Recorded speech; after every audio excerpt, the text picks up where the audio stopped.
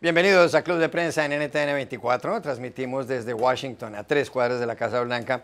Y no olviden ustedes que al final de este programa lo pueden ver completo, lo pueden ver aparte en nuestra página de Facebook, también por nuestra cuenta de Twitter, y el audio, el podcast está en SoundCloud.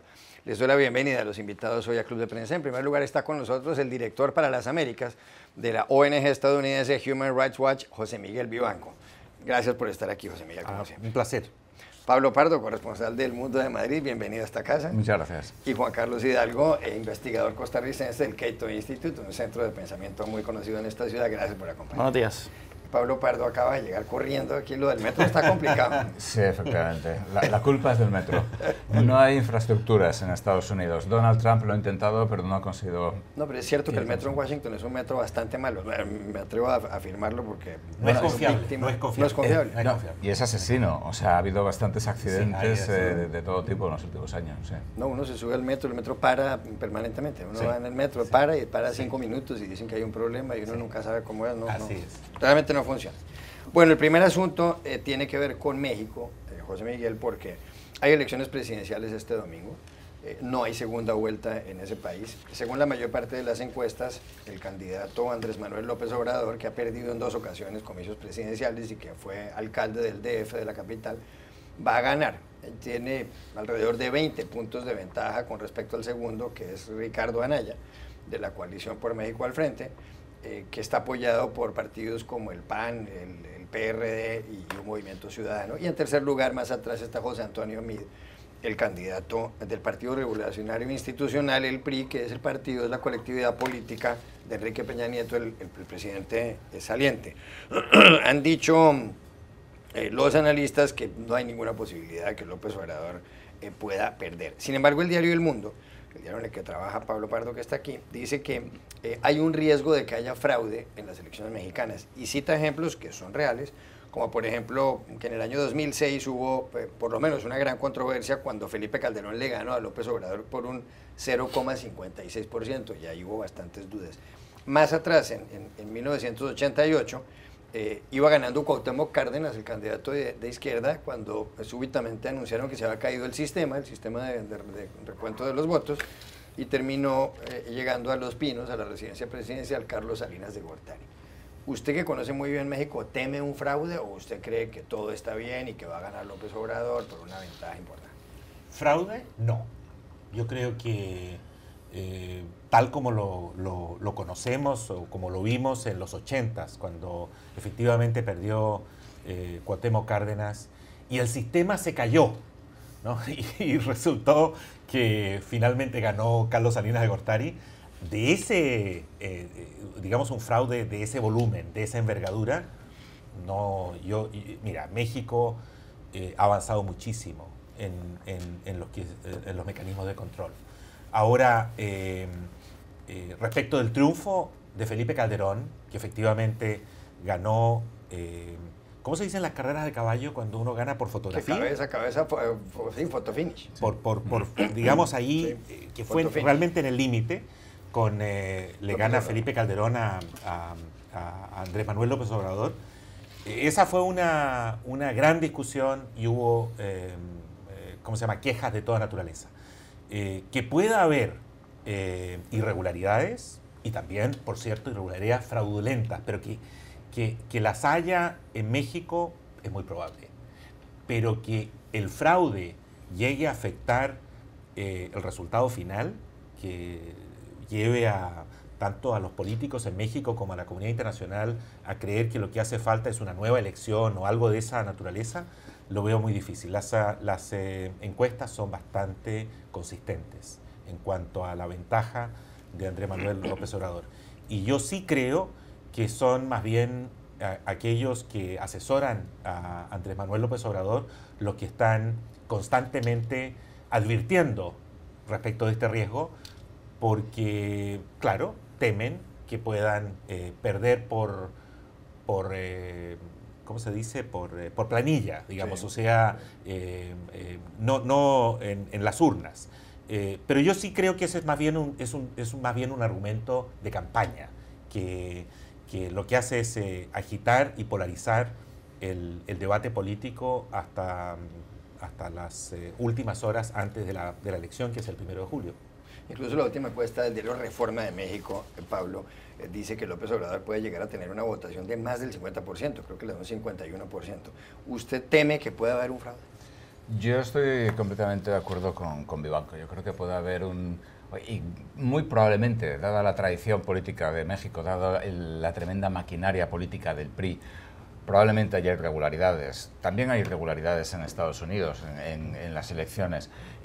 Ahora bien, yo creo que comparar esto con 1988, que era cuando el PRI llevaba 60 años en el poder, básicamente. De hecho, si nos acordamos, la presidencia de Carlos Salinas de Gortari, hubo prácticamente una guerra civil dentro del PRI. Fue el asesinato de Ruiz Maceo, el asesinato de Colosio. Es decir, era...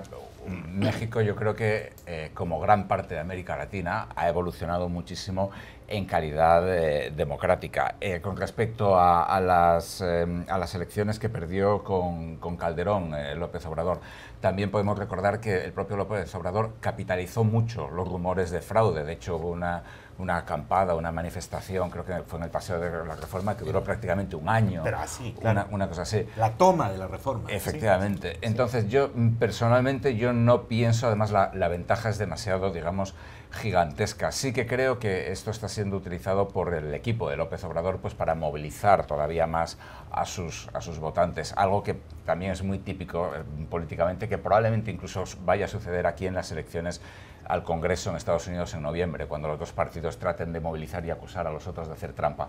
No creo que vaya a haber un fraude capaz de alterar el resultado.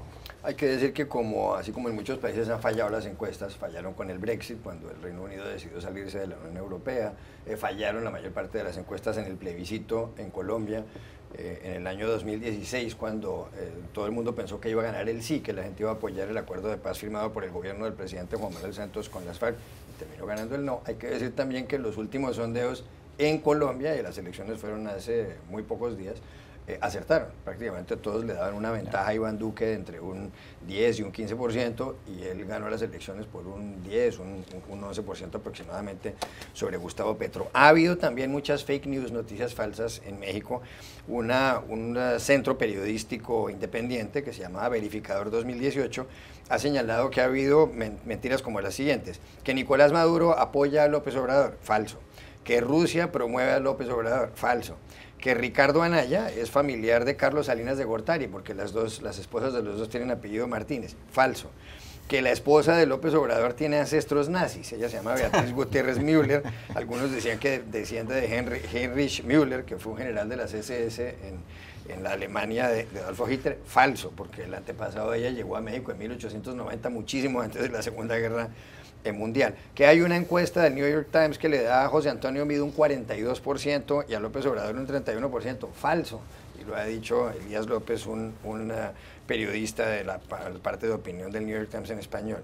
Y luego que la ideología de López Obrador es una dictadura que no funciona, y según aparentemente dijo el Papa Francisco, falso, porque el sumo pontífice no ha dicho eso. ¿Qué cree usted que va a pasar en México? ¿Le teme a un fraude o no? No, yo creo que comparto la opinión de Pablo y de José Miguel, en el sentido de que hay prácticas irregulares que no han sido erradicadas en México y que continúan. Ciertamente la labor del instituto encargado de vigilar electoral, encargado de vigilar estas elecciones, ha dejado mucho que desear. Es un instituto cuyos miembros son elegidos por el Senado, que es controlado por el PRI, y ha tomado decisiones muy polémicas, como por ejemplo permitir la candidatura del Bronco, a pesar de que la mitad de las firmas que entregaron para registrar esa candidatura fueron comprobadas que habían sido falsificadas. Entre otras cosas, permitir la entrega de tarjetas con promesas de pensiones y de comida y de bienes a cambio de votos, etcétera, etcétera. Pero eso jamás va a poder revertir o va a poder explicar una ventaja de 20 puntos, que es aproximadamente lo que las encuestas señalan a favor de Andrés Manuel López Obrador. Ciertamente ha habido otro tema que hay que tocar sobre estas elecciones, otra irregularidad que ha sido los altos niveles de violencia. 133 candidatos han sido asesinados. Recordemos que no solo está la elección para presidente, sino que también están para alcaldes, para senadores, para diputados y demás. 133 candidatos han sido asesinados en este proceso electoral y cientos más han abandonado sus carreras políticas por amenazas que han recibido el crimen organizado. Entonces, básicamente, en algunos sectores geográficos de México tenemos al crimen organizado escogiendo quiénes son los candidatos que se pueden postular, lo cual augura muy mal para lo que le espera a México en los próximos 6 años. Yo estuve en México hace un par de semanas y me vi con un analista de seguridad, Alejandro Hope, muy bueno, columnista del Universal de México. Y él básicamente lo que me dijo es que México en este momento está sufriendo de violencia jovesiana en algunas partes del territorio mexicano. O sea, uno de los crímenes ahora más comunes es el robo de combustibles, por ejemplo. Los trenes están siendo asaltados al estilo viejo oeste, para robarles granos, para robarles combustibles y demás. O sea, es una cuestión de caos absoluto lo que se vive en algunas partes del territorio mexicano, y esto ha tenido un impacto en esta campaña. Y bueno, ya después, la próxima semana podremos comentar los resultados. Lo cierto es que casi que todo el mundo da por descontado la victoria de AMLO. Yo no he leído a nadie que todavía diga que haya alguna duda de que AMLO vaya a ganar. La pregunta es qué tanto poder va a tener y qué tanto control del Congreso va a tener. Ya alguna gente estima de que podría tener una mayoría absoluta en el Congreso, puesto que una vez en el poder va a poder jalar los votos del PRD, va a poder jalar los votos de la Alianza Ciudadana, tiene una alianza con el Partido Evangélico, y incluso algunos elementos del PRI, clientelistas, terminarían yéndose con AMLO, viendo que AMLO va a manejar la chequera y va a tener un poder importante. Entonces, estamos hablando de un presidente, de un candidato a presidente que se ve como transformacional. Él no va a llegar a Los Pinos, bueno, dice que no va a vivir en Los Pinos, pero no va a llegar a la presidencia simplemente para calentar la silla. Él se ve como una figura transformacional, habla de la cuarta transformación de México, después de la independencia, de las reformas liberales de 1870 y de la revolución. Sí. Y va a tener probablemente un Congreso bastante favorable, y eso entonces la gran incógnita es, ¿y después qué? Y de México, que es país norteamericano, a Nicaragua, que está muy cerca de ahí, que es país centroamericano. Hay una crisis en Nicaragua como consecuencia de que hace ya varias semanas Daniel Ortega, el presidente de ese país, dijo que había que reducir, quiso poner en marcha una reforma para reducir las pensiones en un 5%, y además para que los trabajadores y los empresarios aumentaran las cotizaciones con el objeto de salvar el Instituto de los Seguros Sociales. Ha habido más de 200 muertos porque hubo protestas callejeras, represión por parte del gobierno, milicias que apoyan a Ortega disparándole a la población civil. Una columna en el diario El Comercio de Lima, que es el periódico decano en América Latina, justamente escrita por Juan Carlos Hidalgo, hace referencia a lo que ha pasado con Ortega. Empieza diciendo: Nicaragua fue por más de una década el gran acertijo latinoamericano, perdón que hay que ponerse las gafas aquí, estable y en crecimiento, pero con un régimen abanderado del socialismo del siglo XXI. La ironía se explica en gran medida por el pacto faustiano que los empresarios alcanzaron con Daniel Ortega, que les garantizó un ambiente óptimo para la inversión a cambio de que consintieran la instauración de una dictadura. Esa es la tesis que tiene Juan Carlos Hidalgo, que la tienen varios analistas. Y cuenta más adelante que aunque la economía iba bien, pues lo que pasaba era esto. Al mismo tiempo, Ortega desmantelaba las endebles instituciones democráticas del país. La Corte Suprema de Justicia, controlada por el sandinismo, avaló su reelección en el 2011, la de Ortega. 3 años después, la Asamblea Nacional aprobó la reelección indefinida. En el 2016, el Consejo Electoral despojó a la oposición de sus escaños y se instauró en el Parlamento un régimen de facto de partido único. Y concluye esta columna de Hidalgo que Nicaragua guarda lecciones para el resto de América Latina, donde el poder económico tiene un largo y triste historial de buscar el acomodo con el poder político. Estabilidad macroeconómica sin democracia.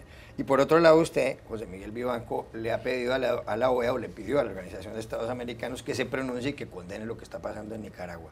¿Y eso en qué quedó finalmente? Hasta ahora lo cierto es que la comunidad regional ha sido bastante floja en el caso de Nicaragua. Nicaragua, y hay que decirlo, está gobernado por una tiranía. Es una tiranía de una pareja, que es Ortega y su señora, que es la vicepresidenta, la señora Murillo, que tiene un gran poder, probablemente igual o más que el propio Ortega, y hace más de una década que administran el país como si fuera una finca. Allí no hay instituciones, no hay un poder judicial, no hay un ministerio público, no hay una oposición articulada, no hay instituciones capaces de hacerle frente al ejercicio absoluto del poder por parte de esta parejita de Ortega y Murillo. Y la manifestación, el rechazo pacífico de la población a ese gobierno y a las políticas de gobierno y a la crisis social y económica por la que atraviesa Nicaragua ha sido reprimida de una manera brutal, absolutamente brutal, por parte de la policía de Ortega. Ortega se lava las manos diciendo que no, que la policía... es decir, hay videos, hay pruebas absolutamente incuestionables de la policía, y no solo la policía, sino también unas pandillas de delincuentes armados que son parapoliciales y que trabajan con la anuencia, en colusión con la propia policía. Esta gente dispara a diestra y siniestra y no le rinde cuentas a nadie. Y eso es lo que explica el número de muertos, el número de heridos y aquellos que han sido detenidos y luego muchos de ellos dejados en libertad, pero sin debido proceso. Ahí, digamos, estamos ante una situación realmente límite. Felizmente, la Comisión Interamericana de Derechos Humanos ha ido a Nicaragua, en este instante está en Nicaragua, realizando investigaciones, ha denunciado lo que está ocurriendo. Lo que yo no me explico es cuál es realmente la posición del gobierno de Trump, del actual gobierno norteamericano frente a Nicaragua. Es muy poco clara la posición del gobierno, y lo digo porque yo asistí a la Asamblea General de la OEA cuando se definían estas cosas, y todos nos sorprendimos cuando vimos que la resolución sobre Nicaragua fue negociada por el gobierno de Nicaragua y los Estados Unidos. Algo que no tiene precedentes en la diplomacia multilateral. Yo no conozco un caso similar donde un país que está en la mira por sus deplorables actos ilícitos en materia de derechos humanos, es decir, por atrocidades cometidas recientemente, él mismo decide proponer una resolución sobre su caso y además negociarla con Washington, quien se supone que es, y sobre todo esta administración, por la ideología de la actual administración, debería ser bastante estricta y rigurosa respecto del récord de ese gobierno. Y sin embargo, todo queda en nada. Y lo más curioso es que la resolución que aprueba la Asamblea General, negociada con los Estados Unidos, es una resolución donde se lamenta la violencia y las violaciones a derechos humanos, pero sin atribuir responsabilidades. Es casi como si se tratara de una catástrofe natural, ¿no? Son prácticamente los testimonios o las resoluciones, más que resoluciones, los discursos propios de un papa, ¿no? Que se lamenta y que dice que él llama a los pueblos a unirse y a evitar la violencia. Aquí está clarísimo que las violaciones a derechos humanos son de única y exclusiva responsabilidad del gobierno de Ortega y Murillo, y sin embargo la OEA, en una resolución promovida por los Estados Unidos, le saca el cuerpo a la jeringa. A mí eso me parece difícil de entender. Pablo Pardo. Sí, a mí todo esto de Nicaragua me recuerda un poco a 100 años de soledad, al coronel Aureliano Buendía, cuando hay un momento en el que sus asesores políticos se reúnen con él y más o menos le vienen a decir todo por lo que hemos estado luchando lo vamos a dejar. No podemos luchar a favor de la redistribución de tierras porque necesitamos el apoyo de los terratenientes. No podemos luchar a favor del reconocimiento de los hijos ilegítimos porque necesitamos el apoyo de la Iglesia y de las familias, etc. Y en el caso de Nicaragua esto es muy, muy llamativo, o sea, porque Ortega y Murillo verdaderamente han creado, al menos como se ve desde fuera, una maquinaria de poder que en los años 80 era completamente ideológico, etcétera. La izquierda europea sacralizaba, digamos, a los sandinistas.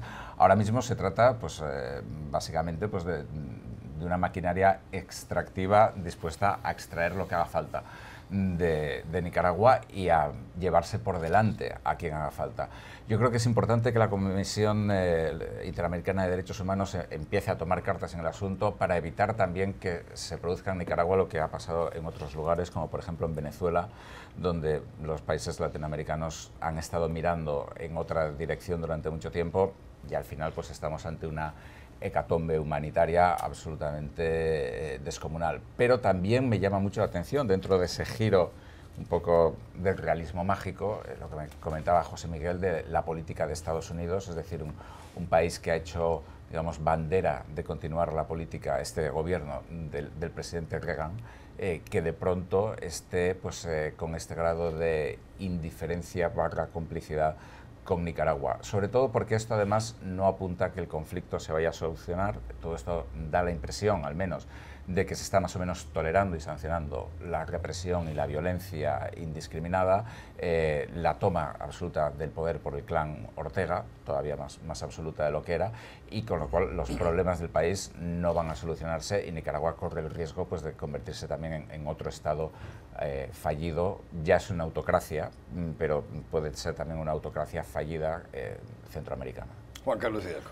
Cuando se aprobó esta resolución en el Consejo de la OEA, y yo vi que fue una resolución consensuada entre Estados Unidos y Nicaragua, lo primero que yo hago como analista es, bueno, hay algo que está allá afuera que obviamente no entiendo.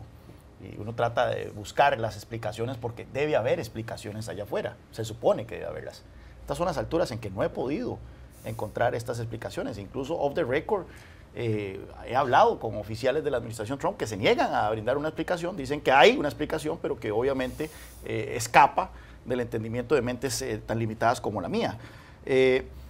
Así que lo que queda allá afuera es esa presión de que a Estados Unidos y al resto del continente, con algunas excepciones, algunos gobiernos sí han tenido palabras duras a Ortega, como el mío, el gobierno costarricense, no les importa tanto lo que está ocurriendo en ese país. Y si nosotros vemos el grado de represión que ha incurrido el régimen de Ortega Murillo, comparado con lo de Venezuela, en algunas instancias se puede decir que ha habido casos peores de represión. O sea, estamos hablando de francotiradores.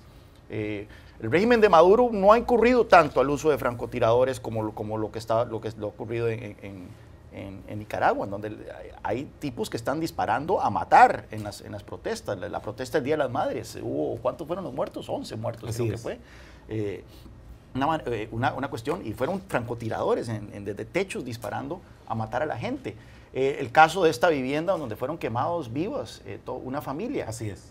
Estas cosas no las hemos visto en Venezuela. En Venezuela se han ocurrido otras cosas que también son peores, pero habla del grado de maledicencia, el grado de maldad que está detrás del régimen de Ortega Murillo, y sí llama muchísimo la atención este silencio de gran parte del continente sobre esa situación. Y principalmente la administración Trump, sigo esperando, o por alguna parte, la explicación que se supone que debería haber allá afuera de cuál es la gran estrategia de Trump de negociar esto con Nicaragua, en donde efectivamente el comunicado, como bien nos señalan ustedes en Human Rights Watch, hablan de que esto es como una tragedia, como el volcán que explotó en Guatemala, sí, y no como lo que es un gobierno dictatorial reprimiendo de una manera salvaje a su gente. Pero Juan Carlos, yo creo que, perdón, a mí me da la impresión que el gobierno de Chile, Costa Rica, Brasil, Argentina, Perú, por nombrar algunos, hasta Colombia, han sido bastante claros, sí, en la situación. Ecuador, el actual gobierno de Ecuador, unas manifestaciones, yo diría, inequívocas, precisas, y condenando lo que está ocurriendo en Nicaragua. Si el problema es Estados Unidos, sí, y eso es lo curioso, el problema es los Estados Unidos, y yo creo que mientras no exista una presión fuerte, multilateral, dirigida en principio a desmantelar a esas pandillas, ¿no?, y hacer responsable a las policías por la represión, lamentablemente esta situación va a continuar. Y aquí la pregunta es ¿por qué?, ¿verdad? Porque, por ejemplo, incluso dentro de una lógica geopolítica de Guerra Fría, sabemos por qué Estados Unidos se hizo la vista gorda en el fraude con Honduras. Orlando Hernández, un presidente de derechas, aliado de Estados Unidos, bueno, claramente Estados Unidos no le iba a desenchufar, ¿verdad?, con no reconocer su reelección. Pero en el caso de Nicaragua, estamos hablando de un líder que abiertamente ha sido hostil a Estados Unidos, aunque por detrás ha sido bastante colaborativo en temas como lucha contra el narcotráfico y demás. Pero no creo que solo eso explique esta situación. Tiene que haber algo más. Sí, tiene que haber algo más. Y ya regresamos a Club de Prensa.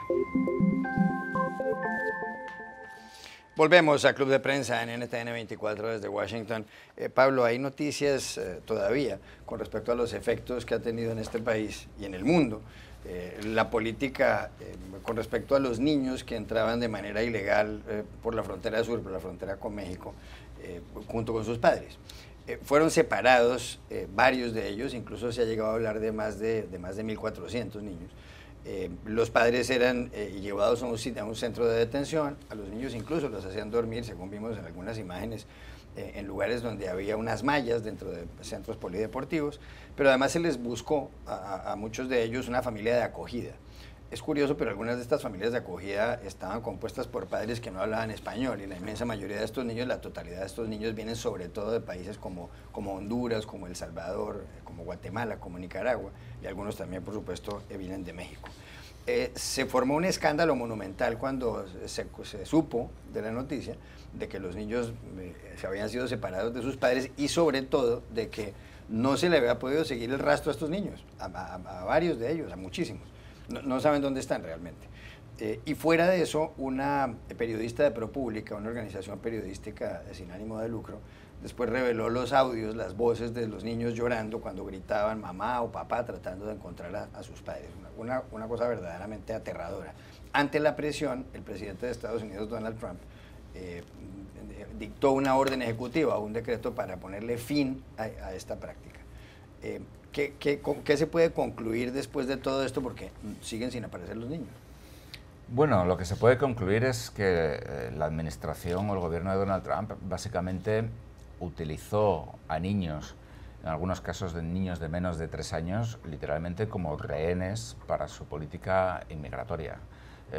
Al separar a estos niños de sus padres, la administración Trump, en primer lugar, hizo muestras de una crueldad gratuita completamente impropia de un Estado de Derecho, como se supone que es Estados Unidos, porque bueno, no se debe separar a niños de 3 años de sus padres. En segundo lugar, se dio una discrecionalidad absoluta a los funcionarios del ICE, del Servicio de Inmigración, para decidir en qué caso los niños se quedaban con los padres, en qué caso los niños no se quedaban.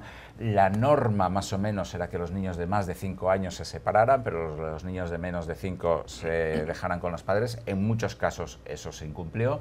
Después los niños fueron metidos, efectivamente procesados durante unos días en establecimientos con jaulas. Después han sido trasladados nada menos que a 17 estados en autobuses con rejas, como si niños de 4 o de 5 años fueran absolutos criminales, sin informar en un país, en un estado federal, a las autoridades de esos estados y de esas ciudades de que estaban llevando esos niños. El alcalde de Nueva York se enteró un día de que tenía 300 niños que habían traído de la frontera a su ciudad.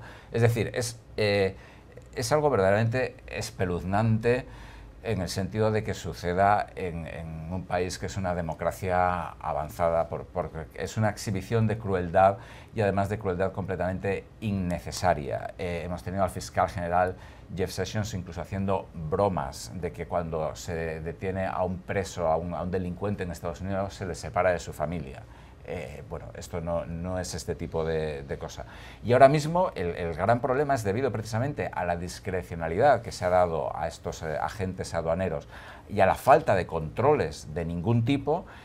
Hay más de 2.000 niños que, en muchos casos, para que se localice a sus padres, los niños tienen que saber el nombre de sus padres. Claro. Lo cual es, digamos, es verdaderamente para pegarse cabezazos contra la pared. O sea, resulta increíble esta, casi me atrevería a decir, malevolencia por parte de algunos responsables. Es decir, no ha existido ningún tipo de procesamiento, ningún tipo de tratamiento. Ahora mismo se están llevando a los tribunales de inmigración a niños de 3, 4, 5 años a que presten declaración ellos solos. O sea, es decir, es una cosa verdaderamente espantosa, que yo creo que además ha hecho un daño absolutamente devastador a la imagen internacional de Estados Unidos. De hecho, la popularidad de Donald Trump, que estaba empezando a subir, en la última semana ha caído 4 puntos, ha caído hasta el 41%, según Gallup. Su popularidad entre los demócratas, que era mínima, era del 10%, ha caído al 5%. Su popularidad entre los independientes también ha caído, y es exclusivamente debido a estas verdaderas atrocidades que hemos supuesto, porque ni siquiera se ha permitido la entrada de los medios de comunicación. La periodista de ProPublica consiguió esa grabación porque se la pasó una persona. Senadores de Estados Unidos han visto limitado su acceso a estos centros. Se han creado orfanatos, que es algo que hacía como 40 años que no existía en Estados Unidos. Es decir, es algo que ha sido verdaderamente espeluznante, y que ahora tenemos el problema de que va a haber cientos de niños que va a ser muy difícil que se reunifiquen con sus padres, y esto les va literalmente a destrozar la vida por una pelea política bastante miserable, digamos. Juan Carlos Hidalgo. No sé qué más agregar, yo creo que Pablo lo ha puesto de una manera bastante clara. Sí es cierto que hay que continuar la presión pública. Esto fue uno de esos pocos casos en donde la administración Trump tuvo que echar para atrás ante la presión de los medios de comunicación, de organizaciones de la sociedad civil y de los mismos partidos políticos en el Congreso, de los grandes líderes en el Congreso de ambas cámaras y ambos partidos. Porque esto no ha acabado. O sea, la gente que piensa que esto ya se acabó con la firma de ese decreto hace una semana y media, está equivocada. Este drama continúa, y aquí la misión es tratar de hacer lo más expedito posible esta reunificación con los niños. Pero efectivamente, cuando esa reunificación depende de que los niños se sepan el nombre de sus padres o un número de teléfono de algún familiar en Estados Unidos, uno no puede ver cómo esto se va a hacer de una manera tan rápida cuando estamos hablando de miles de niños. Estamos hablando de un país continental como Estados Unidos, y estamos hablando de inmigrantes también que están detenidos en alguna parte del país, que con muy poca comunicación, sin acceso a abogados en muchos casos, y en donde ni siquiera hablan el idioma. Así que es una tragedia monumental que no tiene ningún tipo de justificación. El otro día, en unas declaraciones que yo estaba dando, dije, mira, esto usualmente uno hace análisis de política pública viendo temas de costos, viendo temas de transacciones políticas y demás, pero en este caso no hay una explicación posible. Fue una política inmoral de parte de la administración Trump, hay que decirlo como es, y que no ha acabado. Eso es lo importante que hay que destacar. José Miguel Vivanco. A ver, yo creo que esto tiene una explicación. Y la explicación es que Trump está tratando de mostrarle a su base de apoyo, que son aquellos que lo votaron, que él está cumpliendo con las promesas que hizo, que son esencialmente anti-inmigración, promesas racistas, promesas que él trata de, especialmente con miras a las elecciones parlamentarias de noviembre de este año, mostrar que está tratando de cumplir, que está intentando cumplir. Obviamente el costo es altísimo. Yo creo que uno debería preguntarse qué calidad tiene un gobierno que siente que cuenta con el poder para separar a un niño de sus padres. Me imagino que para creer que uno es capaz de hacer una cosa así, hay que asumir que esos inmigrantes no cuentan con dignidad, no son seres humanos, y pueden entonces tolerar un trato de esta naturaleza. Ahora, las cifras son, como lo hemos dicho acá, espeluznantes. Estamos hablando de alrededor de 2.600 niños, de los cuales el gobierno dice que ha encontrado y ha reunificado 500, alrededor de 500. Le quedan todavía unos 2.100 niños. Una buena noticia es que hay un juez federal que dictó un fallo que debe cumplirse, porque acá si un juez federal lo dice, pueden apelarlo, pero hasta ahora está vigente, que le da 30 días al gobierno de Trump para reunificar a todos los niños. Incluso le da un plazo menor para los niños de menor edad. Estamos hablando de niños en pañales, niños que apenas algunos están siendo amamantados por sus madres y fueron arrancados del control de los padres en muchos casos por engaño. los funcionarios le dijeron, mire, entréguenos el niño, le vamos a dar un baño y después se lo devolvemos. Y en muchos casos, o sea, esa fue la práctica para convencer a los padres. Los niños fueron entregados y nunca más han sido vistos. Cuando los separaron, no tomaron las precauciones de tomar las medidas biométricas básicas, fotografías, huellas, que permitieran luego facilitar la reunificación de esos niños. Este es un tema que yo creo que no va a ser de fácil solución. Todos los expertos, incluso exfuncionarios del sistema migratorio, dicen que es probable que sea casi imposible lograr establecer el paradero de esos niños y unificarlos con sus padres.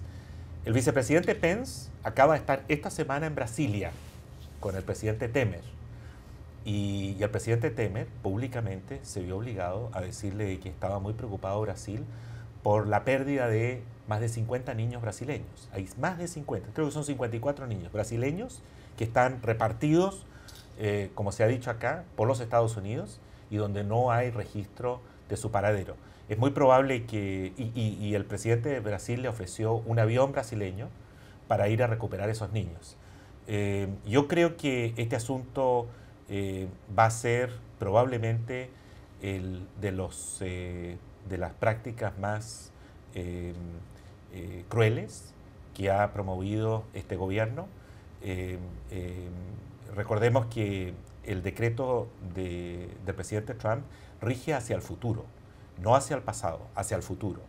Y hacia el futuro, entonces ya no está permitido el separar a los padres de sus hijos.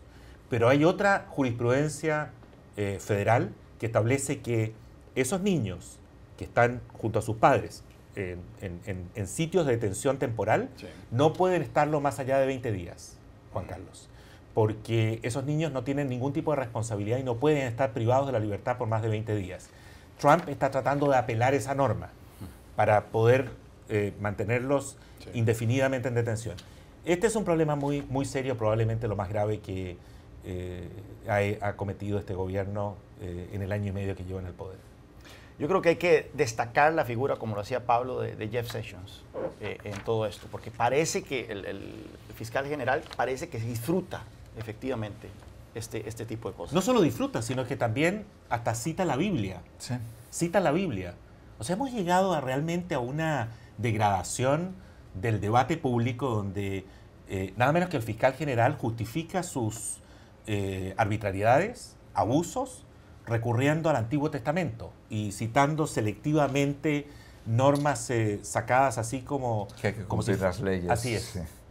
Bueno, y también había que recordar a Stephen Miller, que bueno, no es por entrar en cuestiones, digamos, étnicas, pero es alucinante porque Stephen Miller precisamente es judío. O sea, los judíos suelen tener una sensibilidad especial hacia este tipo de cosas, obviamente por su experiencia histórica, que no vamos a mencionar aquí, obviamente, que el Holocausto y muchas más cosas. Empezando por la Inquisición en mi país. Stephen Miller es uno de los promotores de esto. Es decir, es verdaderamente como que el mundo se ha vuelto al revés. Yo solamente un ejemplo. Hubo un momento dado, hace como una semana o dos, que las autoridades de aduanas pusieron anuncios diciendo que necesitaban gente que pudiera traducir el maya al inglés, porque había niños que no hablaban ni siquiera español, porque venían de comunidades rurales en Centroamérica. Es decir, estos niños es prácticamente imposible que nunca vayan a encontrar a sus padres. Ya regresamos a Club de Prensa. Volvemos a Club de Prensa en NTN 24 desde Washington y continuamos con esta información del día de hoy. Juan Carlos Hidalgo, ¿para quién fue esta semana una semana fatal? Bueno, es difícil pensar en alguien que haya tenido una peor semana que Joachim Löw, el entrenador de Alemania. Aunque Alemania cumplió lo que ha venido ocurriendo en los últimos 5 mundiales, de los últimos 5 mundiales, los 4 campeones mundiales que defendían su título terminaron siendo eliminados en la fase de grupos, así que se puede decir que cumplió con lo que ha sido la tradición. Sin embargo, para Alemania es un gran golpe. Joachim Löw había formado una generación de futbolistas bastante efectiva. La primera vez desde 1938 que Alemania queda eliminada en la fase de grupos, y el juego alemán simplemente fue irreconocible. Y ya se veía venir. Yo creo que aquí no hubo sorpresa. Yo en mi totogol lo tenía Alemania siendo eliminado contra Suiza en octavos de final, pero al final de cuentas el desempeño alemán fue peor de lo que muchos avisoraban. Y yo creo que al entrenador alemán, que ha asumido la responsabilidad absoluta, como buen alemán en este tipo de casos, le quedan los días contados al frente de la selección germana. Pablo Pardo, ¿para quién fue esta semana una semana nefasta, una semana fatal? La semana ha sido muy mala para Elon Musk, el fundador, dueño, presidente, consejero delegado y la cara visible de Tesla, el fabricante de automóviles eléctricos. De hecho, se está diciendo que Musk está durmiendo en su oficina porque, bueno, Musk lleva una temporada espantosamente mala con todas sus empresas, que es el problema que cuando alguien fija objetivos inalcanzables, que además dependen de las ayudas públicas, como es el caso de Tesla, para funcionar. Tesla tenía que haber alcanzado ya una producción de 5.000 vehículos a la semana, probablemente esté en torno a los de 2.000. Esta semana un ingeniero de Tesla le ha acusado de vender vehículos defectuosos con las baterías eléctricas mal, digamos, perforadas, lo cual puede provocar problemas serios. Y aunque los inversores tienen una fe absoluta en Musk, y Musk se ha hecho de una novia nueva, que es una cantante, que es mucho más joven y que es mucho más guapa, más guapa que él, vamos, probablemente o con menos cirugía plástica que él, parece que el futuro de Tesla, a pesar de toda la buena prensa que Tesla tenía y tiene, está bastante en entredicho. José Miguel Vivanco, ¿para quién fue esta semana una semana fatal? A ver, desde el punto de vista de en los Estados Unidos, en el ámbito político, es difícil creer que un ícono del Partido Demócrata, como Joe Crowley, que es congresista de Nueva York, el cuarto en la fila de los demócratas en todo el Parlamento, en el Congreso, y se mencionaba como futuro probable presidente de la Cámara, si los demócratas ganan el control de la Cámara en noviembre. Y ser el presidente de la Cámara, ser presidente del Congreso en este país, es el tercero en la línea de sucesión. Sí, presidente, vicepresidente y Speaker of the House, que traduce presidente de la Cámara. Este señor Joe Crowley, que es, como digo, un peso pesado de gran poder, fue destronado de una manera bastante humillante por una candidata demócrata que no estaba más bien en los registros, en Nueva York, Alexandria Osorio Cortés, de origen hispánico, que realmente lo dejó por el suelo y es hoy día la nueva nominada, digamos, representante de los demócratas por Nueva York. Ya regresamos a Club de Prensa. Volvemos a Club de Prensa en NTN 24 desde Washington para despedirnos porque se acabó el tiempo. Gracias José Miguel Vivanco por haber estado aquí, gracias Pablo Pardo y gracias Juan Carlos Hidalgo. Y a ustedes los espero en una próxima oportunidad en Club de Prensa.